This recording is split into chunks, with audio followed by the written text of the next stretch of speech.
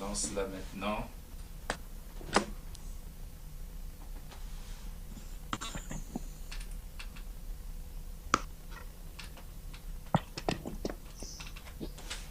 Ralph Waldo once said, great people are willing to be little.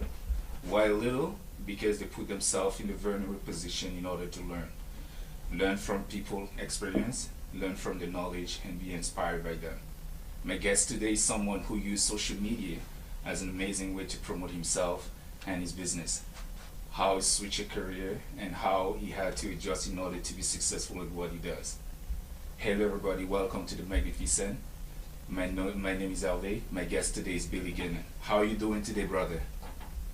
I'm doing good, and you? I'm doing fantastic. Thank you for asking. I think it's very important to ask that question to people first in this tough moment. So I'm very excited today because this call is we're gonna switch French and English, so it's gonna be something fantastic for me. I never had a French speaker before, so it's gonna be fantastic for me because we're gonna switch French and English. Before we start, I just wanted to know how you doing. So how is everything going? How is your family? Everything safe? Everything is good. I know we through a tough moment, Yeah, and it's not easy. I'm glad that I'm in good health. Everyone is doing well. Yeah, grateful for that every day because health is what you have to change especially during this no, moment. You can see that no matter how good looking you are, no matter how healthy you are, no matter who you it doesn't mean anything when it that's comes right. I to agree. to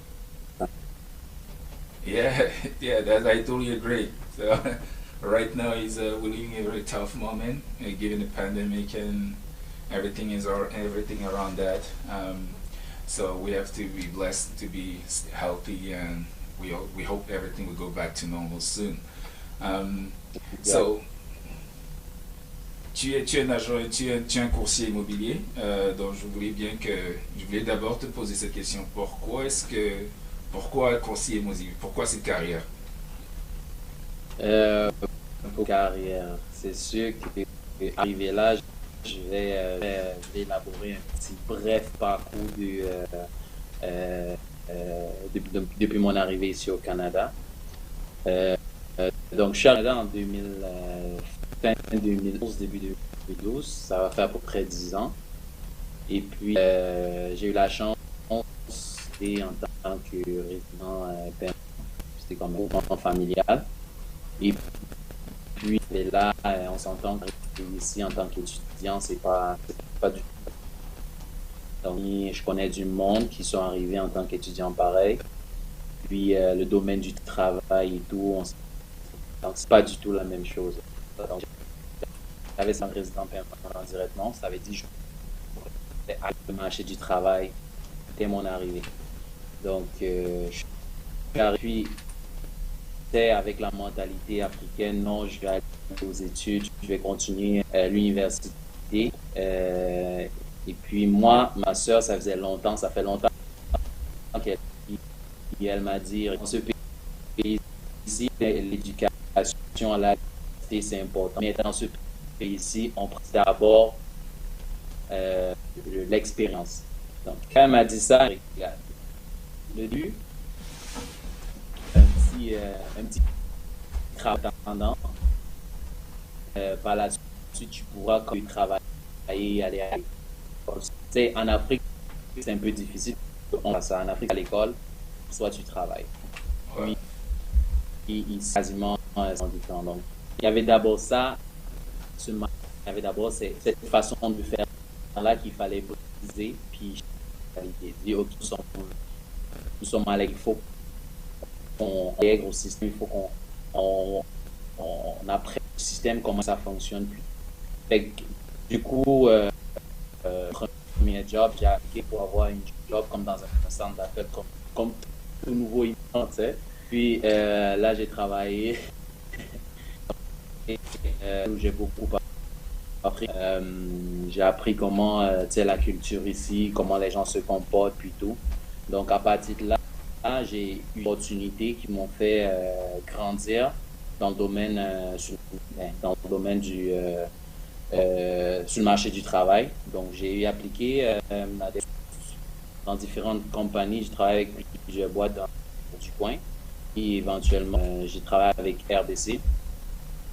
Puis, j'ai travaillé du côté bancaire.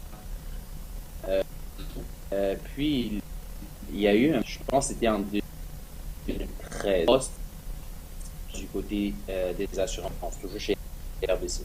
Et puis là, je me suis dit, OK, ben, ce poste-là, ça a une certaine formation, une certaine licence à l'AMF, donc il fallait passer la même coup. Je me suis saisi l'opportunité, puis la boîte où je travaillais, ben, la banque pour laquelle j'étais, ils fournissaient cette formation-là. Donc, je travaillais en même temps, mais parce que j'ai passé mes examens, puis j'ai eu la chance de d'être embauché dans ce département. Ce qui s'est passé, je travaillais, j'avais une bonne couple de bons collègues, puis il y a une madame, et je ne vais pas citer son télé, Marie, juste pour l'exercice. Donc, Marie, elle a, je pense aujourd'hui, elle a 62 ans. Puis là, en parlant, Marie me dit, elle était assise juste derrière moi, son bureau était à l'opposé. Donc, elle me dit, écoute, je comprends pas les jeunes d'aujourd'hui. Je comprends pas comment un jeune qui a autant d'énergie, qui a autant de cœur, puisse abandonner ses rêves quand le monde l'offre tellement d'opportunités. Quand elle se regarde en train de faire comme une job que n'importe qui peut faire à son âge, et voir un jeune sait comme le faire avec autant de joie de vivre. Elle me dit, pourquoi est-ce que tu vas pas balader rempli d'opportunités? Dans les cas, ce que tu fais, c'est que si ça ne marche pas perdre. Au moins, tu auras appris quelque chose. Puis tu pourras toujours faire job-ci à mon âge. Tu sais, ce jour-là, honnêtement, qu'elle dit ça, après, elle m'a dit, regarde, ne prends pas. C'est juste parce que son poste, je suis rendu à un certain âge où, si j'avais le choix de en arrière, j'aurais pu faire des choses différemment. Donc, c'est sûr que c'est un conseil que je peux te donner. Tu as tout le temps devant toi, fais-le. Je te pousse à rien faire. Je veux pas comme que tu te sens pressé. Je vais pas te mentir, quand je travaillais là, j'avais un très bon salaire. Je pouvais vivre de mon salaire, mais je n'étais pas satisfait de vie. Tu comprends? Ouais. Le style de vie, quand je dis le style de vie, je pense que la majorité savent c'est quoi le lundi, se lever, travailler lundi à vendredi. C'est Puis le jour où elle m'a parlé de ça, le chemin du retour, c'était long. Tu sais, tout ça trottinait dans sa tournée. Mais qu'est-ce qu'elle veut dire par là? Je me suis dit, OK, regarde, je me suis établi comme un plan. J'ai dit, OK, je vais faire un plan parce que peu importe où on va dans la vie, il faut toujours avoir un plan. On va s'égarer en route. Je me suis dit, qu'est-ce que j'aime en fait? Qu'est-ce que j'aime faire? Tu comprends? Dresser une liste de trois métiers toujours rêver. Cette liste-là, Oui, non, je vois parce que tu m'as parlé d'un point qui était très important quand tu m'as dit que tu voulais pas être dans la routine tu commençais à t'ennuyer parce que c'était un peu comme une routine lundi, vendredi, 9-5. Mais il y a un point très important que j'ai remarqué parce que je te suis quand même depuis un bout dans les réseaux sociaux. C'est la ferveur que tu développes. Comment est-ce que tu te vends, comment est-ce que tu essaies comment je peux dire, développer ton marketing, comment est-ce que tu essaies de joindre tes clients Et aussi avec beaucoup plus aussi avec des postes de motivation où tu incites un peu les gens un peu à être plus éveillés, un peu à tenter, aussi à oser de nouvelles choses, où est-ce qu'il faut investir dans le marché immobilier et tout ça. Je voulais quand même revenir sur un point là où je voulais te demander, puisqu'on est un peu en rapport au marché, quand tu es viré en tant que courtier immobilier pour le moment, c'était quoi la première chose, c'était quoi ton premier challenge, qu'est-ce que tu redoutais dans ce domaine avant même, parce qu'avant de te lancer, tu sentais quand même qu'il peut y avoir de challenge, mais qu'est-ce qui te permettait qu'est-ce qui t'a redouté un peu au départ avant de te lancer dans ce projet-là? Honnêtement, c'est l'inconnu. L'inconnu, je regarde, tu sais, un domaine qui t'est pas du tout familier. Puis en plus de ça, en tant que quand même minoritaire. Donc, c'est celui qui l'a fait très vite remarquer. Et puis, je me suis dit, regarde, qui ne risque rien à rien, comme nous sommes nés, nous sommes dit, c'est pour chercher, comme on dit. Ça c'est un dicton très connu. Exactement. Bon. Donc, pire des cas, ce qui c'est que je vais apprendre de mes erreurs, grandir, puis c'est sûr et certain que c'est d'autres portes. C'est non seulement c'est un domaine qui m'a toujours passionné, mais je me suis dit, au pire, je vais perfectionner mes connaissances. Puis, j'ai eu, avant de me lancer, que j'ai approché certaines personnes du milieu qui déjà dans ce livre qui m'ont donné une formation. Ça m'a permis au moins de préparer, OK, je savais quoi je m'attendais dans ce. Donc, je dirais que j'ai juste suivi des cours, j'ai suivi des mentors, j'ai lu des livres là-dessus, parce que nous les Africains, on oublie beaucoup. C'est avant de se lancer dans tout business, il faut d'abord prendre l'information, il faut d'abord faire des recherches. Là. Donc, j'ai fait mes recherches, puis je me suis dit, c'est quelque chose que c'est sûr et certain que je vais me lancer. Puis, ça tombait bien parce que je me suis dit, ça, c'est une époque où tout vire sur le réseau social, tout vire en ligne. C'est sûr que si tu veux faire ta business, ou bien si tu veux business comme on le gérait il y a 50 ans, ça ne va pas marcher du tout. Donc, il faut que tu innoves, il faut que tu amènes quelque chose de nouveau. Aujourd'hui, quelqu'un qui veut, je prends un exemple, quelqu'un qui va acheter une maison, un jeune comme toi, comme moi, qui va acheter une maison, il y a tout en ligne, tu comprends? Il y a toute l'information en ligne. Il peut juste aller en ligne puis faire ses recherches. Puis, il n'a même pas besoin d'un courtier immobilier en tant que tel. C'est sûr que tu as toujours besoin d'un professionnel, mais ce que je vais dire, c'est qu'il faut que tu différencies. C'est quoi la plus-value que toi, tu vas amener? C'est vraiment ça qui m'ont permis. J'ai racheté, je me suis dit, OK, c'est sûr et certain qu'en ligne, il faut que tu fasses en ligne.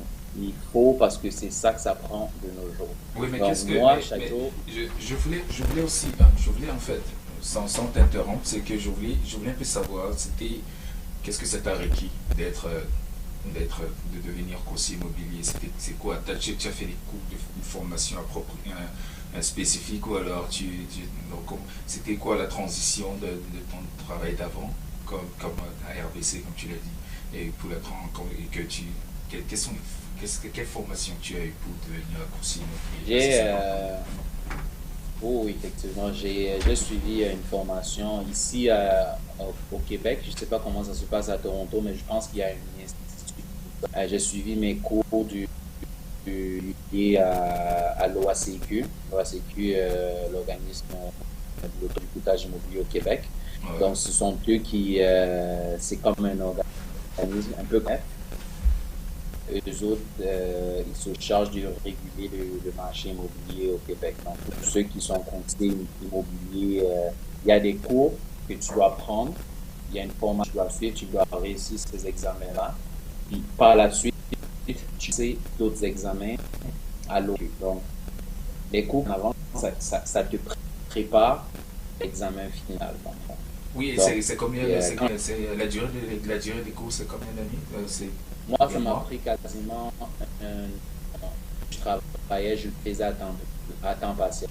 Je le faisais à temps partiel, donc je travaillais en même temps, puis je suivais Ah, tu as dit c'est en un an? J'ai pas pu. lien. Ah, un an, ok. Et est-ce que tu avais, uh, so yeah, so you, when you switch your career, did you have any idea what the real estate market, the business was like, or you just switched because you were passionate about it? But did you did you know what the market was about, or did you get all the information prior to switching that career? I definitely got information I needed. I mentioned I approached mentors that gave me some insights about what the market and it kind of prepared to what I was to what I would face eventually. So definitely not only I was passionate, but I also took all the information, the training for it, and you have to pass your license. I'm pretty sure in Toronto as well you need those. So it's more about when to get the information different sources. I did my own research and other people that were in the field and more information about so, this career.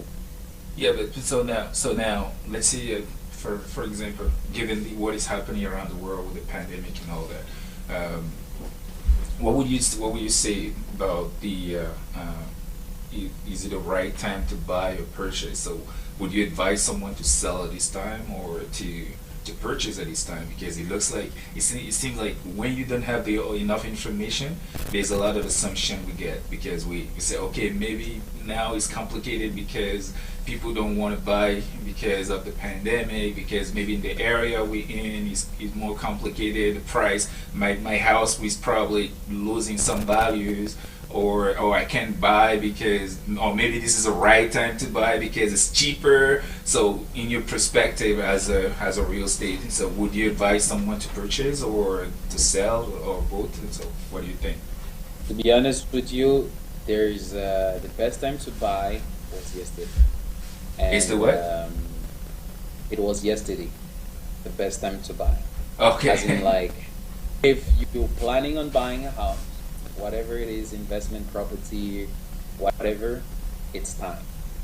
It's true that the market is right now. The market is really high. I understand that, but there are other factors that impacted the market due to this pandemic. So some of these factors, like you have the fact that people can travel as they used to be before the pandemic. So what is they now can't find their home, and the smaller, others find their home bigger.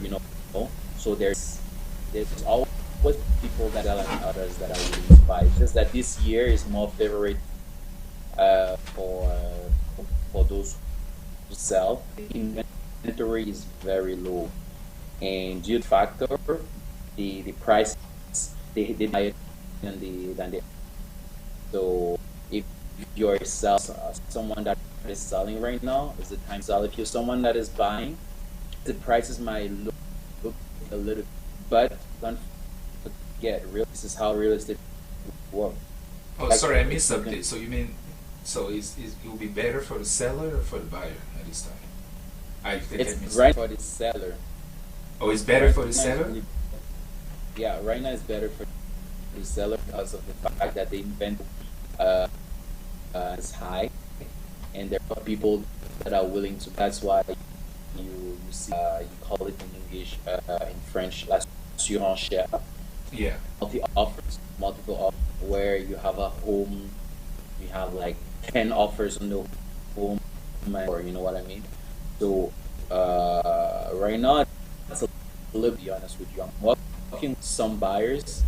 I have one that looking for a home for the year, and we have to like ultimately, and it's a matter of like you don't have to lose faith. You have hoping that something better is gonna get along. I understand that maybe it's difficult, maybe, but it's, if you are planning to buy, it's the right time to buy because the prices, people that the prices are going to go down. I highly doubt that the prices are going to go down because we have these mortgage rates that are historically low, and the buying power of consumers is high. There are many factors that tell us that this is not go down. Oh, So okay. if looking to buy, if you already really willing to buy, have the power buy, honestly, without affecting your budget or your life, it's the time to buy. Oh, so what about the rate?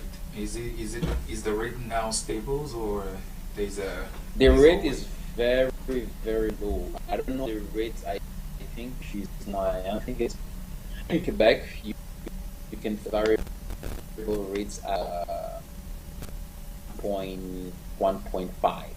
You know, yeah. 1.56 Yeah, but or five it's years. also not to mention that not to forget that the rate is actually lower in Quebec compared. I mean, how the housing market is actually uh, very Yeah, the lower housing compared to market what in is happening in Toronto Toronto is because it's another insane here. It's insane in Toronto. It's crazy, just yeah. crazy. So But it also goes with the lifestyle, the cost of life. I mean, to Quebec, and the minimum wage also here as compared to Quebec. Well, it doesn't explain. And um, the market here in Quebec is still affordable, to be honest, as compared of Toronto. You guys in Toronto have something that we call, uh, I'm sorry about the expression, but ça s'appelle, ce sont les taxes là. Donc, les quand tu quoi? es étranger, quand tu es investisseur étranger, il y a une taxe que tu payes en plus. Ici au Québec, il n'y a pas encore cette taxe. Donc, le gouvernement est en train de voir l'impliquer parce que là-bas, on s'entend que le marché immobilier à Toronto est beaucoup plus élevé à cause des investisseurs étrangers comme les Asiatiques. On s'entend que ces gens, cette communauté-là, quand ils achètent vraiment, ils achètent vraiment, ils achètent beaucoup. Puis j'ai même toujours à la radio, à Toronto, il y a des cartes qui sont specific, like Indian neighborhood only. If you're not Indian, by there, and it's like that. Je réduit le coût des ventes, mais c'est fou. Toronto, honnêtement, le marché de Toronto, c'est rien comparé à celui du Québec Yeah, ou encore de Montréal. I definitely like the transition that you just took when we mentioned about how the Asian community, for example, purchase a lot because they have that purchase power and all that. But so I when I speak to some of the real estate agent that I know, they tell me all the time that so in order to be successful in that business, you have to have a strong networking, and usually the networking starts from your community. So that means that you have to be able to connect with your community so they can give you business by either using you for sales or for buying, but what do you think about it? Does that really require for you who transition from your career to become a real estate agent? How do you build your networking? Do you fundamentally rely on your community to build your networking, or I can see you use social media too. You use a lot of social media to promote the market in your business, but how do you what is your strategy marketing? What is your marketing strategy to enter the market and be successful? To connect with people who can That, actually trust you. What would I trust you to sell for me or to buy for me? that's a reason. So talking about the community. yes, the Cameroonian community, community as well. Uh, I find the, the you know the way they were reacting in the past as compared to now has changed. We all know that they would have probably be a white person, be their realistic agent. Right now, the mentality is changing. There's still backbone that is a little still lacking. I think with time, it's gonna get better. Me, honestly, no problem dealing with the community. Some that approach you, they're a little bit, ils sont un peu perplexes à l'approcher Qui est un notre peu membre de la perplexe? communauté. Qui? Uh, the black community. Ah, ok. Oui, oui. Yeah, ils sont un peu perplexes, mais une fois qu'ils t'approchent, puis la façon que tu les reçois, puis l'information que tu les donnes, the information that you give them, puts them, ça les met en confiance. Tu vois ce que je veux dire? Ouais. Les autres, ils se sentent rassurés que, okay, this person, he knows what he's talking about, he can definitely help me. You know what I mean? Yeah. And that's always how I stand forward, like ahead of the competition, because me, I always try to go above and beyond. Is my motto. I always try to go above and beyond. Sometimes I have some coach that even told me that you give more information that is required. I'm like, well, I understand that I give more information than is required, but I put myself in my client's shoe. You know what I mean? I don't want you to purchase, let's say, for example, a house with me, and a couple of months after you see a house that, if you knew this, that you would have never purchased. Sometimes, yeah, you are a salesperson, but I think the difference with me is I'm more like, I'm very honest. I'm very honest. There's some house loyalty, exactly. Yeah. There's some houses that I visited with some client, you have to wait for action of the client, this and that, and after the visit, I'm just like, we're not buying this because of this, because of that, because of this, and the client sees at the end of the day that, yeah, he was right. So me, it's more about honesty, about always being ahead of the competition, going to get informations before it reach like new informations. I mean, I'm always trying to go above and beyond. Yeah. So, but would you say that you supported the community? Would you say that you're a first option? Because I'm not gonna lie, I'm saying this because I just noticed that most of the time people tend to give business to other community, to other than theirs, right? Other community other than theirs. So for some reason they probably feel like they will have a better service there, which I don't believe is true, because if you, like you mentioned earlier, you mentioned the Asian community. I just noticed they do business together, so that's why they keep themselves in tight. And I think the black community is one of the rare community that always is like they're scared to give business to, or being compact, to grow together, because I don't know if it's something that can be fixed, but I think it's also has to be based on the education, how we have to educate ourselves to trust other people for business. So Exactly. I hear a lot of people on social media, for example, that are now more aware of giving business to support black businesses, because they think that they come in a very disadvantaged position already. They don't have a bigger market. So, and if the community do not support them, is it making it even harder? So, do you think that did you have to marketing yourself in the black community? So I would say community, for example. What do you do? How do you do to approach Honestly, the community to sell yourself there? very interesting question, and also for people that us, very interesting, because I would say the mentality is the same. The mentality is not the same, and I kind of get it a little bit because we were never taught about certain things. You know what I mean? The way we were brought up, the way is the education we receive, things that we were not taught. And it's getting better with time because why am I saying this? I'm saying this because let's take for example, you mentioned the Asian community. You know, as soon as you're already telling you, okay, if if I need this is how first thing buy a house, second like rent it out, all of these little things. Very few of our people do those type of things. You know, we're raised with that mentality. We're raised with the mentality of go to get a degree, get a nine, you know, and never okay, you can be an entrepreneur doing this and work as long as you can concentrate. So to come back to your question, yes, I get a lot of support, but I feel like what is missing is the information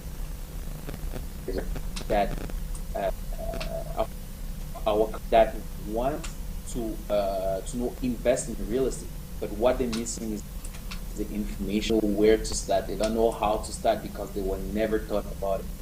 And what I'm trying to do is I'm trying to educate these people. You know, there are some that I've been following and they already did the purchases, and I'm very happy about it because you know it's also part of my reward. You know when that happens, and this we need to think. We need to create this generational.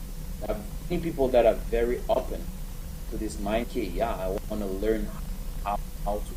There are other people that don't even know how it works. So you have to go to them. And me, shy person, me, the way I market myself, you know, like right now with the pandemic, it's a little bit difficult. But I try to do it on social media. I try Yeah, that's a new to do tool, some man. You gotta adjust. That's a new tool. You have to exactly. adjust, and I can see also that you're using not only to okay. I actually like the way you're marketing because in most of your posts you have some motivational speeches where you're trying to encourage people to build generational wealth, where you tell them, like you mentioned earlier, the best way to the right moment to purchase is today, not tomorrow. Because me coming from a nuclear financial background, I was always told that a dollar today is not the same tomorrow. So if the dollar that you're supposed to get today is the same tomorrow, you're losing money because normally you should have that 1 day interest. So which basically means that you should always invest what you have, the spare money that you have to build that.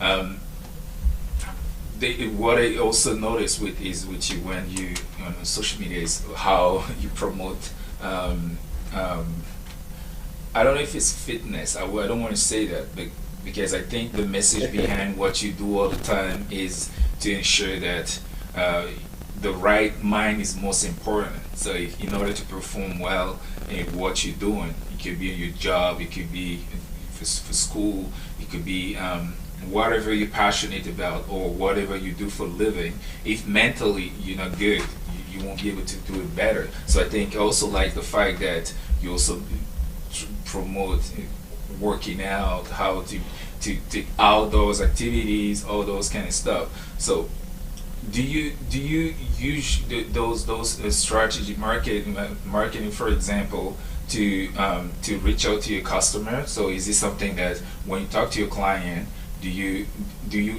build that close relationship with your client, for always strictly business? So what's your approach when you talk to someone for the first time or someone that reach out to you? Well, most people that question, by the way, most of the people that get to me, it's more like referrals. Like I had to deal with this client and they satisfied, and then he refers, and the person gets to me through. So the idea behind is like, okay, I'm flying, so can you help me? So most of my clients, that's how they. Now what I do to get more clients is I kind of do sometimes I do networking. I approach clients. You've noticed that on my social media, I'm not about real estate. I'm talking about type of investment. I'm talking about being about a healthy lifestyle. And because for me, if you wanna succeed, it takes that. It takes you must be you must have the right mindset. You must live a healthy life. And most people missed out on this point. Okay, it's all about the money. It's not all about the money, because at the end of the day, if you have all the money in the world and you are in bad health condition, you will not be able to enjoy all that money. So the first thing is you need a right mindset. You need a healthy life. Once you're good in your body, at that moment you can do whatever. You have more confidence. Nothing can stop you. So with pandemic, difficult to get to clients, as with the gyms that are closed and all these fitness centers that are closed. I don't know how it works in Toronto if it's open, but here in Quebec, so there are some uh, uh, live events online. Try to participate, and I try to approach people. You know what I mean? Yeah, yeah. Not directly about really directement. Donc, j'aborde ces personnes-là dans le sens de savoir, tu comprends, je Uh-huh. m'intéresse à ce qu'ils font, parce que chaque personne, depuis tant et aussi l'accorde importance là à ces personnes, ils sont à l'aise à s'ouvrir. Puis une fois qu'ils s'ouvrent, on ne sait jamais, ça peut être un lead, moi j'appelle ça des leads, qui peut devenir, c'est tes clients de demain, des leads transformés en prospects. Donc moi, j'essaie d'aborder, c'est pas toujours l'immobilier de l'IPAL, j'essaie d'aborder d'autres sujets. Est-ce que tu t'entraînes depuis longtemps? Mais dit, avec la pandémie, c'est un peu difficile avec les gyms et les centres de fitness qui sont Ouais. fermés. Donc, d'assister en ligne, souvent il y a des événements en ligne, assiste, où on parle d'immobilier, où on parle de tout. Fait, j'ai assez, puis arrêté de là. Puis, c'est drôle que tu me dis ça, parce que une amie m'a envoyé un lien juste à vision d'une nouvelle plateforme où ils font c'est- Clubhouse or something like Yeah, that. Clubhouse, yeah. I So, heard about it. exactly. So I didn't know that before. Fait que là, je me suis enregistré. Ah, il y a très bonne chose là, tu peux développer, tu peux Yeah, it's a avoir. pretty, yeah, so it's a new app. I heard, because I listen a lot of podcasts and all that, so I heard that app. I haven't had a chance to go through that to know what it's about, but I think it's more something where they're trying to connect people from around the world. It's called Clubhouse, right? So they're trying to connect people Yeah. around the house. And yeah, I heard about that app. I haven't had a chance. Now that you mentioned, maybe I will. I was trying to pay Yeah, close you should attention and look at definitely, it more in honestly. depth. So yeah, so the dangerous, what I usually say is that the most dangerous thing is the misinformation.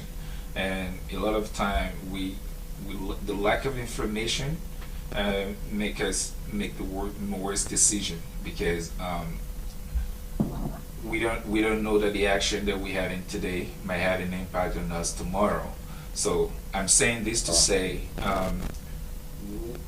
what is, for a prospect, for a potential client, what can you tell him can help him in the future to be approved or have a better rate? What are the strategy that you can give to a client to be approved for a mortgage, for example, or what does he have to do credit wise? I don't know, investment wise. So what can you advise to someone who is willing to make a purchase, for example, or can be approved to what is your touch on that? What do you advise to a client or to your friend or to you talk to me now to me you're talking to your friend. So what would you advise to your friend in order to be approved to a good mortgage? What does he have to do to get that? That you only have good questions. I like it a lot. Thank you. Trying. I'm trying, man. But I appreciate it. What's happening is know where to start. Remember when I told you before that the people of our community less than they that. First thing that them is go get a pre-approved. So it works is you contact a mortgage broker. He's gonna ask you something, and you're gonna forward some documents. But before you get to that stage, you knew about this. You first of all need to know what is your credit.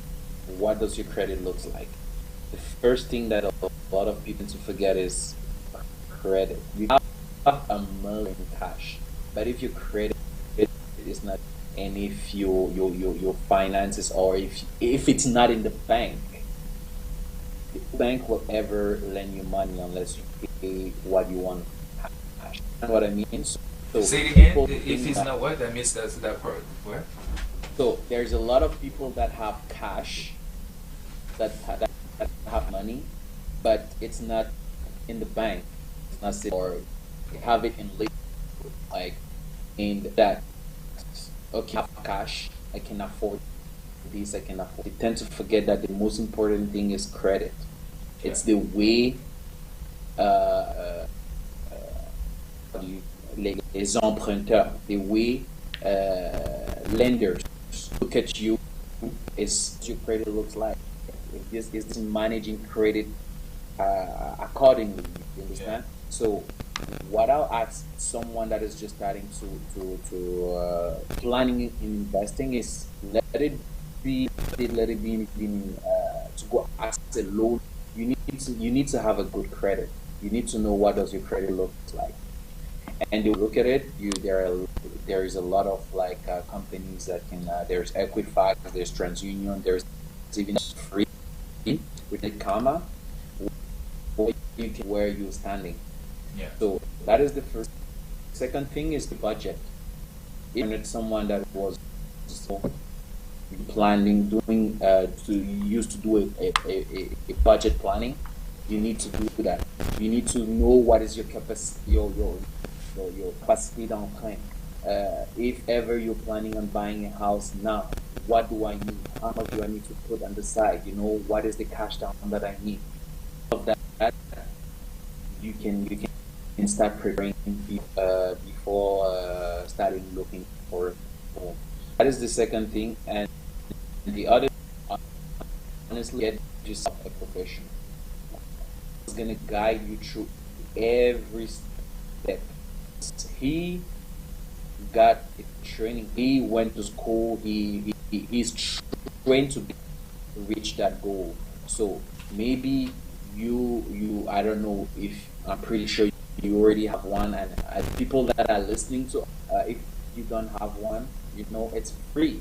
All of this, all about is all free. If you're looking to, you don't need. If it's show, you don't need to buy nothing. No profession. C'est gratuit. Que ce soit un courtier hypothécaire, un courtier immobilier, c'est gratuit quand il s'agit d'acheter. Mais maintenant, oui, sans te interrompre, mais à quel moment est-ce que, parce que la plupart des acheteurs, ils sont pas informés, ils savent pas comment est-ce que, c'est quoi le taux standard, le taux le bon taux, ce que je veux dire. Mais comment est-ce que je peux savoir que l'agent hypothécaire, l'agent d'hypothèque est en train de choisir un bon taux? Parce que tu ne veux pas aussi être en train de payer un taux d'intérêt trop élevé. Mais qu'est-ce que tu peux dire à un client? Comment est-ce qu'il peut savoir qu'il a choisi? Parce qu'à la fin de la journée, l'agent hypothécaire veut se faire de l'argent aussi. Donc, si lui sait qu'il peut avoir une hypothèque qui est très élevée, Parce qu'il faut aussi savoir, côté de l'éthique, comment est-ce que je peux savoir que ce mec est en train de me trouver un bon taux d'intérêt, en train de Un me bon. faire un bon deal. Comment est-ce que je peux savoir ça? Ça, c'est une très bonne question. Puis je vais te donner un exemple basique que chaque jour on utilise, on a tendance à oublier, c'est le magasinage. C'est quoi? Aussi simple, le magasinage. Ah, ok. Ouais. Shopping for like, c'est quand tu vas choisir une cellulaire, par exemple, tu appelles ton Fido ou Telus, tu essayes de comparer qu'est-ce puis c'est quoi les avantages. So, Ouais. if je ne dis pas de le faire, par exemple, avec 10 courtiers hypothécaires, parce que là, ça va diminuer ton crédit, ça risque d'affecter ton pointage de crédit. You shop with 2 or 3 banks and see what they are offering you best. You just get pre-approved at one bank and you using an opportunity elsewhere. So is maybe shop around to see what are your options, shop around, see what they are offering you, and then you can go with it. Sometimes rate is not what is best because most people say that yes, I might have a best rate, but the conditions that comes with it is working is maybe 0.5. There's a 0.5 difference in this, but the conditions are more like ces conditions ici sont moins strictes. Oui, quel genre de conditions par exemple? What kind of condition, for example? Conditions nation. Admettons, tu délais ton hypothèque. Pas de pénalité si tu décides de ton hypothèque. Souvent, on peut t'offrir un taux bas si tu décides par exemple ta avant, tu risques de payer des frais qui sont très élevés comparé à quelqu'un que, ok, on t'offre peut-être un 1,7, par contre, les intérêts, pardon, les pénalités sont moins élevés. Il y en a d'autres, par exemple. Il y en a d'autres, par exemple, ton hypothèque.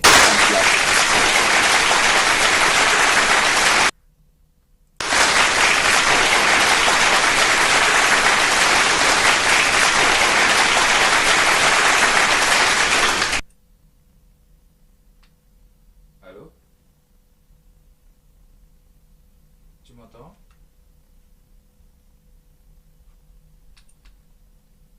Nous avons un problème technique avec Billy. Je pense que il va nous revenir d'ici peu. Est-ce que tu m'entends maintenant, Billy?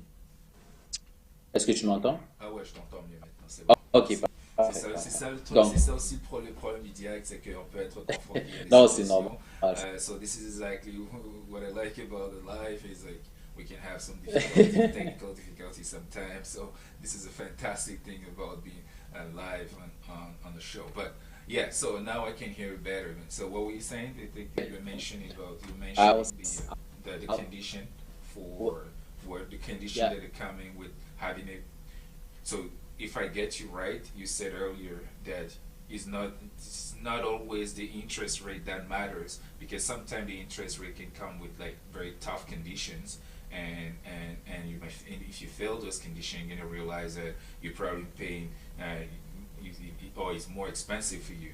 But now, so what are those conditions? Quelles sont ces conditions par exemple qui peuvent te créer des problèmes si par exemple tu as un taux qui est un beau taux d'intérêt? C'est de quelles conditions est-ce que tu parles? so Apple is the rate, the penalty if you decide to close your month the end of the term. Sometimes you might be charged crazy penalty. That is something that you have to read the contract that they're offering you.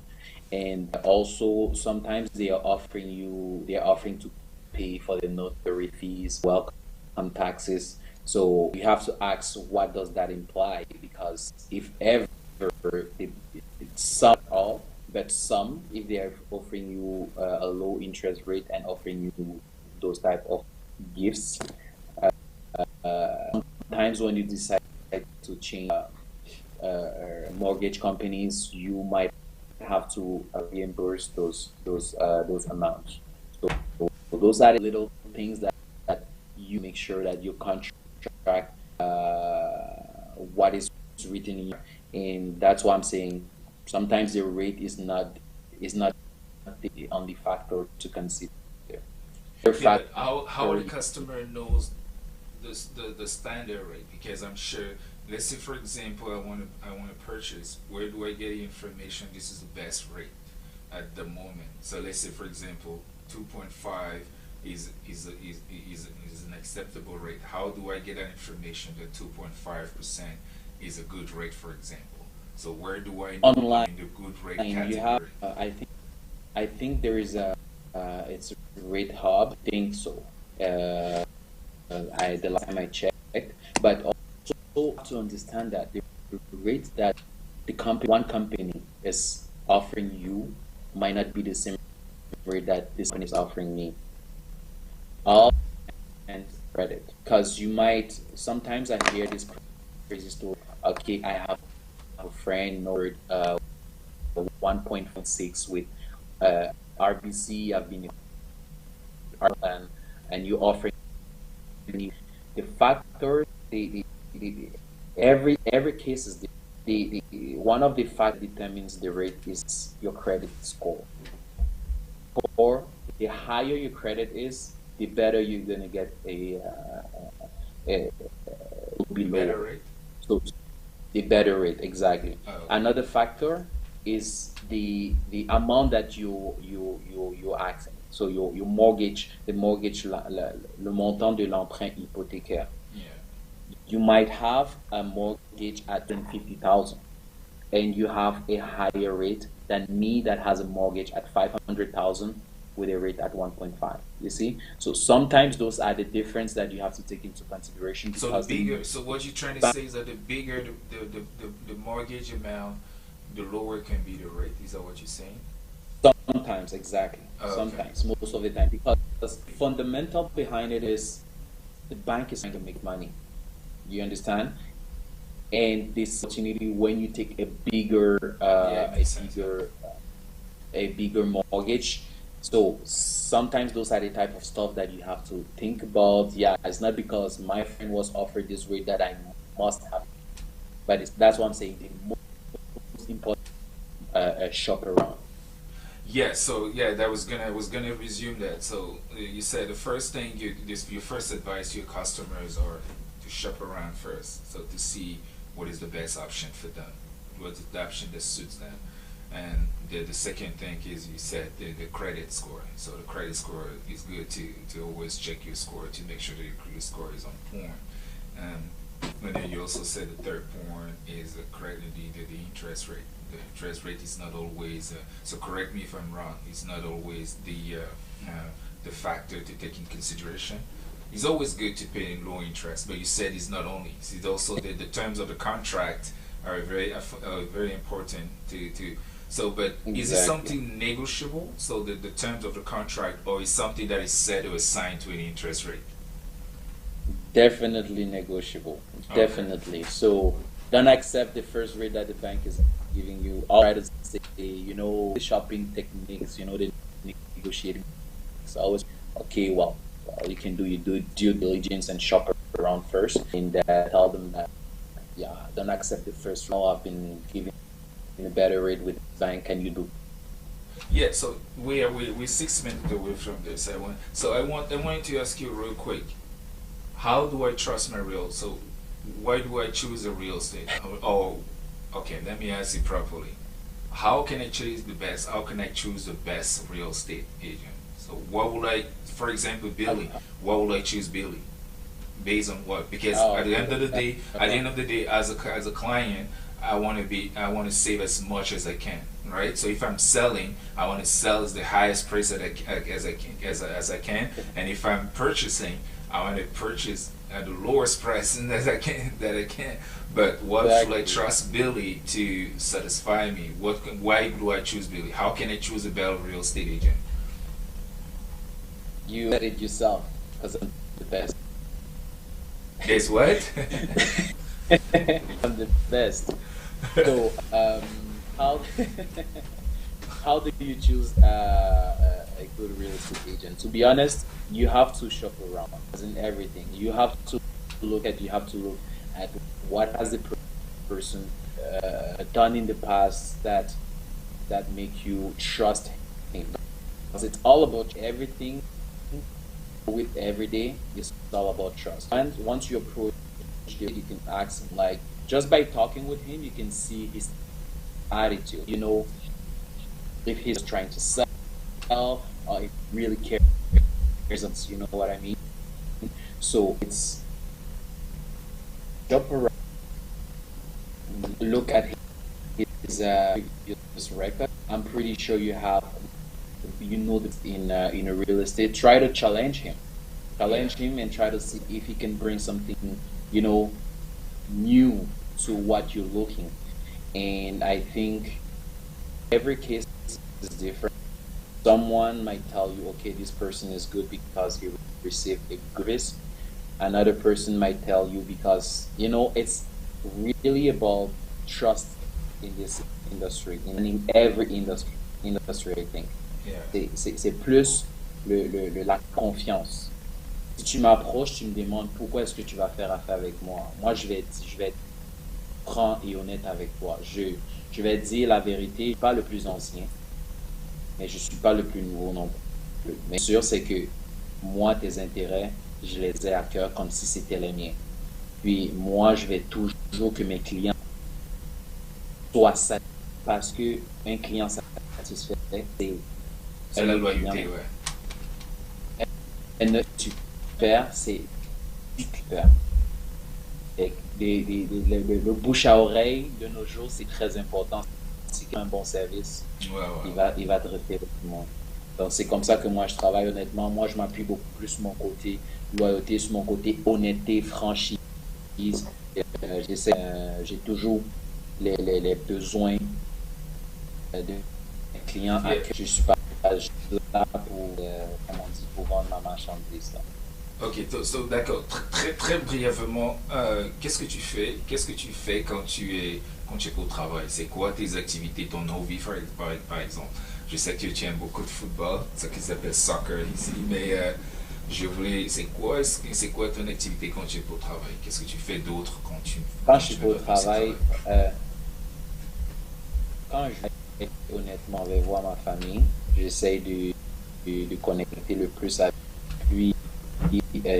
Dans mon temps libre, ce que je fais, c'est que j'essaie de lire. J'ai des développements personnels, je lis des livres sur l'immobilier, j'essaie de lire des livres sur des investissements. C'est sûr que tu vas me dire, c'est toujours le travail, mais pour une façon, c'est une façon de changer des idées. C'est une façon pour moi de vraiment sortir du monde de l'immobilier, puis c'est comment pour moi. À part ça, je dirais que je m'entraîne, voir, puis le plus souvent. Oui, comme on dit toujours, un esprit sain dans un corps sain. Je voulais te remercier, Billy. Je pense que tu nous as fourni beaucoup de belles informations. Je suis sûr qu'il y a beaucoup de choses à en tirer dessus. J'espère aussi que ces informations peuvent servir à nos auditeurs avec des informations. Je pense aussi que ce sera important que tu nous donnes ton